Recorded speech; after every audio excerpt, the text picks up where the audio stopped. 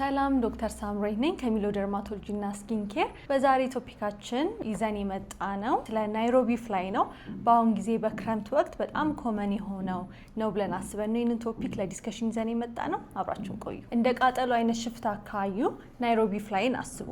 እቺ ነፍሳት ብዙ ጊዜ አትናከስም፣ ነገር ግን እንደዚህ አይነት ሽፍታ ሊወጣ የሚችለው ስንጨፈልቃት ወይም ደግሞ ላያችን ላይ ስኪናችን ላይ ሆና ስንገላት ነው። ቆዳችን ላይ ስንጨፈልቃቸው ነው እነዚህ ፔሪን የሚባል ኬሚካል የሚለቁት። ይህ ፔሪን የሚባል ኬሚካል ደግሞ ቆዳችን ላይ እንደ ማቃጠል አይነት ምልክት፣ መቅላት፣ ሽፍታ አይነት ምልክት የሚፈጥረው ያ ኬሚካል ከቆዳችን ጋር ሲነካካ ነው። ስለዚህ እቺ ነፍሳት ቆዳችን ላይ በምናያት ጊዜ ጨፍልቀን ከመግደል ይልቅ ብናራግፋት ይመከራል። እነዚህ ነፍሳቶች ወደ ብርሃን ስለሚሳቡ ማታ ማታ መስኮት መዝጋት፣ የአልጋ ጎበር ማድረግ እንዲሁም አላስፈላጊ ብርሃኖችን መቀነስ መከላከያ መንገዶቹ ናቸው። ነፍሳቱ ከቆዳችሁ ጋር ከተነካካ በኋላ ማድረግ ያለባችሁ ነገሮች እነዚህ ናቸው። በመጀመሪያ የተነካካበትን ቦታ ወይም የሞተበትን ቦታ ላይ በንጹህ ውሃና ሳሙና በደንብ አድርጎ መታጠብ ነው።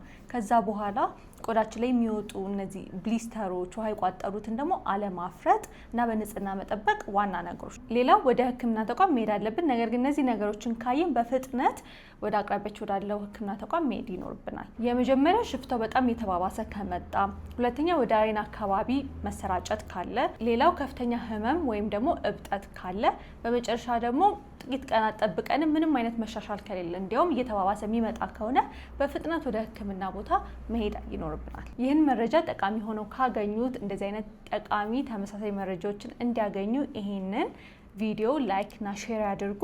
እንዲሁም ደግሞ ቻናላችንን ሰብስክራይብ ያድርጉ። መልካም ጊዜ